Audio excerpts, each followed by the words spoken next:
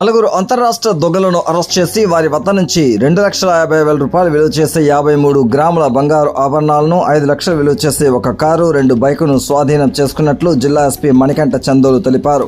బుధవారం మధ్యాహ్నం 12 గంటలకు పోలీసు అతిథి గృహంలో ఏర్పాటు చేసిన విలేకరుల సమావేశంలో ఆయన మాట్లాడుతూ, ఇటీవల పూతరపట్టు కిచ్చనగారిపల్లి, తేనేపల్లి, ఐరాల మండలం గుండపల్లి బస్టాప్ వద్ద వివిధ సమయాల్లో జరిగిన చైన్ స్నాచింగ్ కేసులో దర్యాప్తు ప్రారంభించామన్నారు.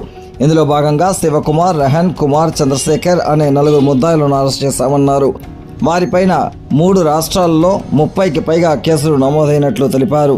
మరో నిందితుడు పరశురాం ప్రస్తుతం జైల్లో ఉన్నారన్నారు. ఈ కేసులో ప్రతిభ కనబరిచిన పోలీసులకు ప్రశంసా పత్రాలు అందజేశారు.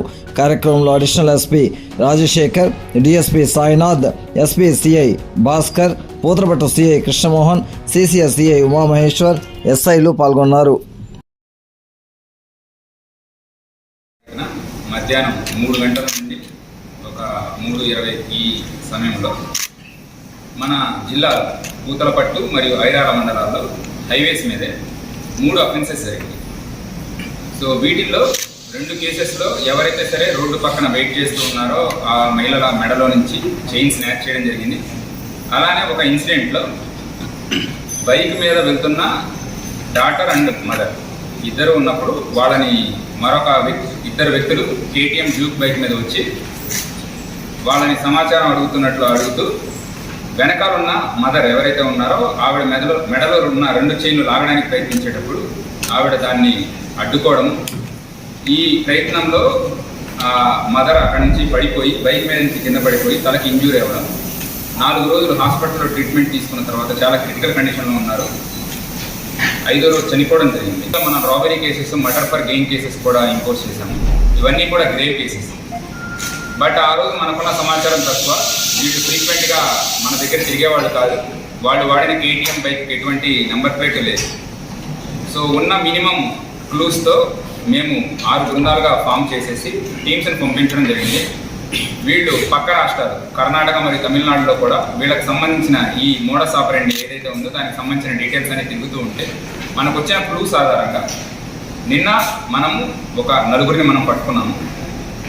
వీళ్ళంతా కూడా డిఫరెంట్ అఫెన్సెస్ చేస్తుంటారు. హౌస్ బ్రేకింగ్ అయితే ఏమి, ఎక్కడైనా సరే మగ ఎవరైనా లవర్స్ కనిపించిన వాళ్ళ దగ్గర చేయడము, నెక్స్ట్ చైన్ స్నాచింగ్స్ చేయడము, బైక్లు కార్లు థెఫ్ట్ చేయడం, అన్ని రకాలుగా చేస్తుంటారు. వీళ్ళు మేజర్గా చేసేది కారు లేదా బైక్స్. ఇవి దొంగతనం చేసిన తర్వాత వాటిని వాడి వాళ్ళు పక్క రాష్ట్రాల్లోకి లేదా దూర ప్రాంతాలకు కూడా వెళ్ళి ర్యాండమ్గా మేజర్ హైవేస్ మీద వెళ్తూ ఉండి ఎవరైనా ఒక మహిళ కనిపిస్తే బస్సు కోసం ఎదురు చూడడం కానీ వేరే దాని గురించి ఏదైనా సరే రోడ్డు పక్కన ఎక్కడైనా ఉన్నవాళ్ళు వాళ్ళ దగ్గరికి వెళ్ళేసి చాలా స్మార్ట్గా వెంటనే వాళ్ళ మెడలో ఉండే గొలుసు లాగేసేసి అక్కడి నుంచి ఇమీడియట్గా తప్పించుకొని వెళ్ళడం జరుగుతుంది. కేటీఎం బైక్ కానీ వీళ్ళు వాడిన మారుతి కారు కానీ చాలా వేగంగా, మేము చూసిన దాని ప్రకారం సుమారుగా వాళ్ళు నార్మల్ రోడ్స్లో కూడా 100-120 కిలోమీటర్స్ వేగంతో వెళ్ళడం జరుగుతుంది. సో 3 రాష్ట్రాలలో కూడా వాళ్ళ మీద సుమారుగా ఒక 30 కేసులు పైన ఇప్పటిదాకా ఉండడం జరిగింది. మన దగ్గర జరిగిన 3 ఇన్సిడెంట్స్ని మనం చాలా సీరియస్గా తీసుకున్నాము. గత 25 రోజులుగా వీళ్ళ గురించి మనం కంటిన్యూస్ ఎఫర్ట్స్ పెట్టేసి మనం పట్టుకోవడం జరిగింది. వీళ్ళ కోసం వేరే రాష్ట్రాలు వెతుకుతున్నా కూడా మనకే పట్టుకున్నాము. ఇందులో మరొక ఎక్యూజ్ ఇన్వాల్వ్ అయ్యాడు. అతను ప్రజెంట్ దొడ్బల్లాపూర్ పోలీసులో మనం ఇచ్చిన టిప్ ఆఫ్ మీద వాళ్ళు పట్టుకోవడం జరిగింది.